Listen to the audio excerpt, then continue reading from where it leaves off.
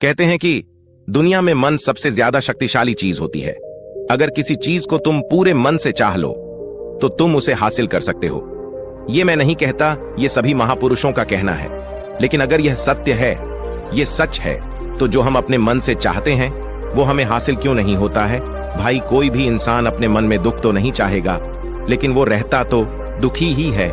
हर इंसान अपने मन से तो कामयाब होना चाहता है, खूब पैसा कमाना चाहता है, लेकिन फिर भी वो कामयाब नहीं होता। भला ऐसा दुनिया में कौन इंसान होगा जो अपने मन में ये चाहेगा कि मैं नाकामयाब रहूं या मैं पैसा ना कमाऊं?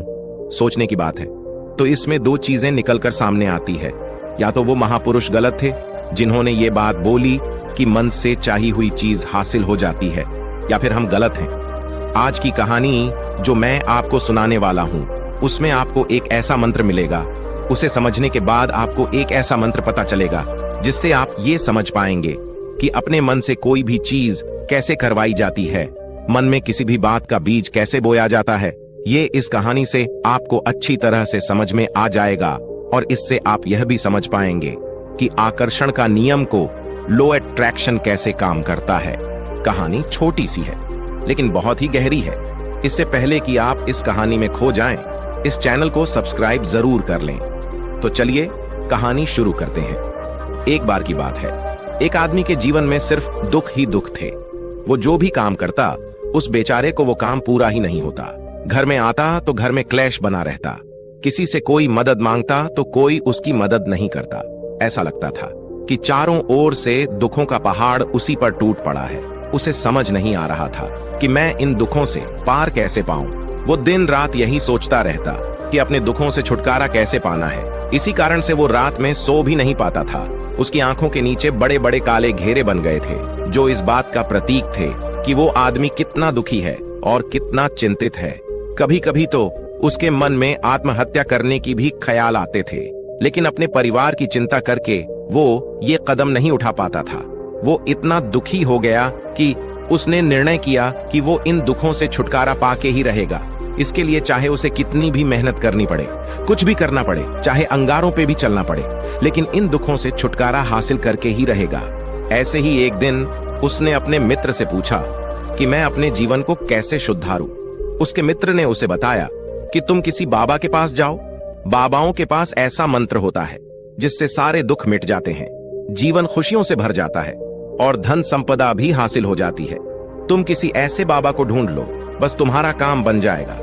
उस आदमी के मन में यह बात पूरी तरह से पक्की बैठ गई कि कोई बाबा ही मेरा दुख दूर कर सकता है, और इसीलिए उसे किसी भी बाबा के बारे में पता चलता तो वो उस बाबा के पास पहुंच जाता, उस बाबा को अपनी समस्या बताता और उससे उसका समाधान पूछता और कहता कि बाबा, मैं कुछ भी करने के लिए तैयार हूं, लेकिन मेरी इस समस्याओं से छुटकारा दिला दीजिए।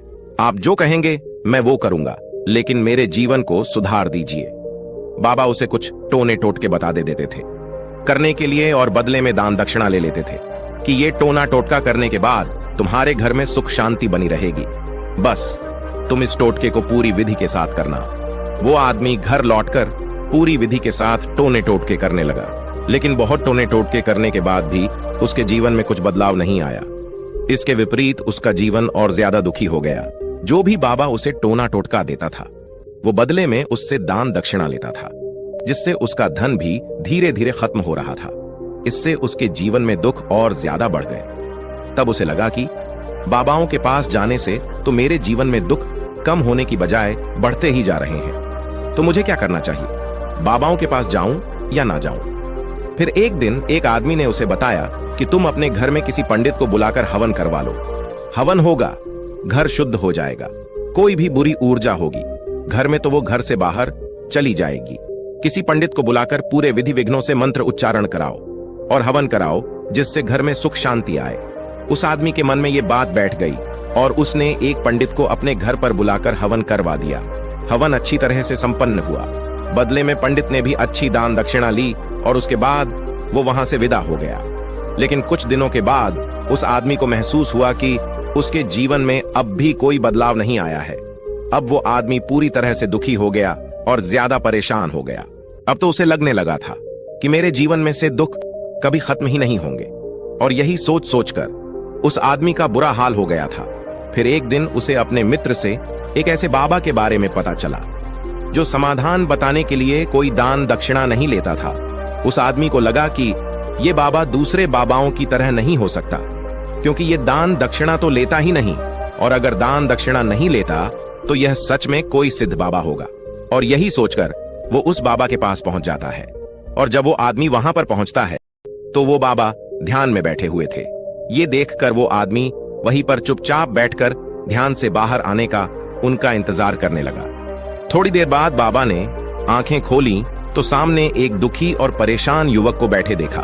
वो उसकी आंखों के नीचे काले घेरे देखते ही समझ गया कि ये आदमी अपने जीवन से कितना परेशान है। उसे संबोधित करते हुए बाबा ने पूछा कि बच्चा क्या चाहते हो, बाबा के पास क्या लेने आए हो? उस आदमी ने कहा कि बाबा, मैं अपने जीवन से बहुत परेशान हूं। मैंने इन दुखों को दूर करने के लिए बहुत सारे रास्ते अपनाए, हर वो तरकीब करके देखी है जो किसी बाबा ने मुझे बताई, हर वो काम किया जो किसी भी इंसान ने मुझसे करने को कहा, लेकिन मेरे जीवन में दुखों में कोई कमी नहीं आई। बाबा, इसके विपरीत मेरे जीवन में दुखों में बढ़ोतरी हो गई। मुझे समझ नहीं आ रहा है कि मैं क्या करूं। कभी कभी तो मैं आत्महत्या करने की सोचता हूं, लेकिन अपने परिवार की सोचकर मैं ये कदम नहीं उठा पाता। मैंने आपके बारे में बहुत सुना है बाबा, और मैं बहुत उम्मीद के साथ आपके पास आया हूं। कृपया करके मुझे कोई ऐसा मार्ग बताएं जिससे मुझे अपने दुखों से छुटकारा मिल जाए। मैं अपने दुखों से छुटकारा पाने के लिए कुछ भी करने को तैयार हूं। आप मुझे कोई भी रास्ता बताएं, चाहे वो रास्ता कितना भी कठिन क्यों ना हो, मैं उसको पार करके रहूंगा। बाबा ने महसूस किया कि ये आदमी तो सच में बहुत परेशान है। बाबा ने उसकी बात सुनकर कहा कि बच्चा, दुखों को दूर करने के लिए मंत्र ऐसे ही नहीं मिलते। मंत्र पाने के लिए कुछ करना पड़ता है। तुम कुछ कर सकते हो। यह सुनकर पहले तो उस आदमी ने सोचा कि ये बाबा भी मुझसे दान दक्षिणा ही मांगेंगे, लेकिन और कोई रास्ता न पाकर उस आदमी ने कहा कि बाबा, आपको जितने भी दान दक्षिणा चाहिए मैं देने के लिए तैयार हूं, लेकिन आपका मंत्र सच्चा होना चाहिए, वो पूरा होना चाहिए, उसका फल मुझे मिलना चाहिए। उसके बाद मैं आपको जो भी दान दक्षिणा लेना चाहते हो वो दे दूंगा। बाबा ने कहा कि दान दक्षिणा तो बहुत छोटी सी चीज है, मुझे वो नहीं चाहिए। इस पर वो आदमी सोच विचार करके बोला, तो बाबा, मैं अंगारों पर भी चलने के लिए तैयार हूं, आप मुझे बस आज्ञा दीजिए। बाबा ने कहा कि अंगारों पर चलने वाली छोटी चीज मैं तुमसे नहीं कराने वाला। मैं जो तुमसे कराने वाला हूं वो बहुत ही कठिन मंत्र है। क्या तुम उसे पूरा कर पाओगे?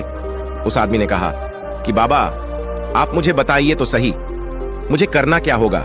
मैं कुछ भी करने को तैयार हूं। इस पर बाबा ने उसे कहा कि यहां से जब तुम अपने घर जाओ तो रास्ते में अपने मन में ये दोहराते जाना कि मैं सुखी हूं, मैं सुखी हूं, मैं सुखी हूं।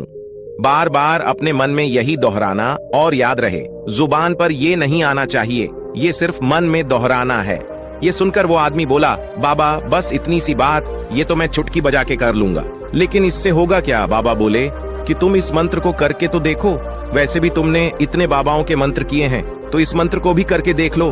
उस आदमी ने सोचा कि बाबा कुछ दान दक्षिणा तो ले नहीं रहे और छोटा सा मंत्र है, इसे तो मैं कर ही लूंगा। वो बोला, ठीक है बाबा, मैं ये मंत्र जरूर करूंगा। वो आदमी ये कहकर वहां से उठकर चलने लगा। लेकिन जैसे ही वो चलने लगा, पीछे से बाबा ने बोला कि बच्चा, एक बात याद रखना, जब तुम ये मंत्र अपने मन में दोहराओ तो तुम्हारे मन में बंदर के विचार नहीं आने चाहिए, बंदर का ख्याल भी नहीं आना चाहिए, तो ही ये मंत्र सिद्ध होगा। वो आदमी बोला, मुझे तो आज तक बंदर का कोई विचार नहीं आया, तो अब क्यों आएगा? आप चिंता मत करिए बाबा, मैं बस मन में यही दोहराऊंगा कि मैं सुखी हूं, मैं सुखी हूं। इसके अलावा बंदर का कोई विचार मेरे मन में नहीं आएगा। ये कहकर वो आदमी वहां से चल दिया। वो अपने मन में मैं सुखी हूं, मैं सुखी हूं, ये दोहराता हुआ थोड़ी दूर ही चला था कि उसके मन में अचानक बंदर का ख्याल आ गया। बंदर का ख्याल एक बार आया और चला भी गया। लेकिन उस आदमी ने सोचा कि आज तक तो मुझे बंदर का कोई विचार नहीं आया, ये आज बंदर का विचार क्यों आ गया? और ऐसे करके उसने उस बंदर के विचार को पकड़ लिया। वो ये भूल गया कि मुझे क्या मंत्र दोहराना है, और वो बंदर के बारे में सोचने लगा। जब थोड़ी देर बाद उसे फिर से होश आया तो वो फिर से अपना वही मंत्र दोहराने लगा जो बाबा ने उसे बताया था, मैं सुखी हूं, मैं सुखी हूं। लेकिन अचानक से उसे उसके सामने एक बंदर दिखाई दिया, और ये देखकर उसके मन में फिर से बंदर का विचार उठ गया, और वो अपने अंदर से उस विचार को बाहर फेंकना चाहता था। वो चाहता था कि मेरे अंदर किसी भी तरह बंदर का विचार ना आए, लेकिन उसे तो उसके सामने बंदर ही दिखाई दे गया। ऐसे ही जदूजहद करते करते वो घर पर पहुंचा और घर पर पहुंचने के बाद अपनी पत्नी को कहा कि हे बंदरिया, मुझे खाने में बंदर परोस दो। और जब उसे एहसास हुआ कि उसने क्या बोल दिया तो वो अपने बाल नोचने लगा। वो दीवारों में सर मारने लगा कि आज तक मुझे बंदर का कोई विचार नहीं आया और आज मुझे ये क्या हो गया है कि मुझे हर जगह बंदर ही बंदर नजर आ रहे हैं। ये कैसी माया है। यही सोच सोचकर वो आदमी रात भर सो नहीं पाया। रात भर करवटें बदलते रहा और सुबह उठते ही सीधे उस बाबा के पास पहुंच गया और उसके चरणों में गिरकर कहा कि बाबा, पता नहीं क्या चमत्कार हो रहा है। आज तक मुझे बंदर का कोई विचार नहीं आया, लेकिन कल से जब से आपने मुझसे कहा कि बंदर का विचार नहीं आना चाहिए, तब से मुझे हर जगह बंदर ही बंदर नजर आ रहे हैं। उस आदमी ने कहा कि बाबा, मुझे तो आपके पीछे पेड़ पर बैठा हुआ बंदर भी केले खाता हुआ दिखाई दे रहा है। ये हो क्या रहा है? बाबा ये सुनकर बाबा हंसने लगे और कहा, बच्चा, मन का जाल एक ऐसा जाल है जिसे समझ पाना इतना आसान नहीं है। बंदर तो तुम्हारे रास्ते में पहले भी आते थे। जब तुम मेरे पास आए थे तो इन्हीं पेड़ों पर ये बंदर घूम रहे थे, लेकिन तब तुम्हारे ध्यान में ये बंदर नहीं था। तब तुम्हारे ध्यान में सिर्फ अपने दुख थे। इसके बाद बाबा ने उसे बताया कि बच्चा, हम जिस चीज से भी दूर भागना चाहते हैं वही चीज हमारे मन में बहुत गहरे में प्रविष्ट हो जाते हैं। वो हमारे अंतर मन में समा जाती है।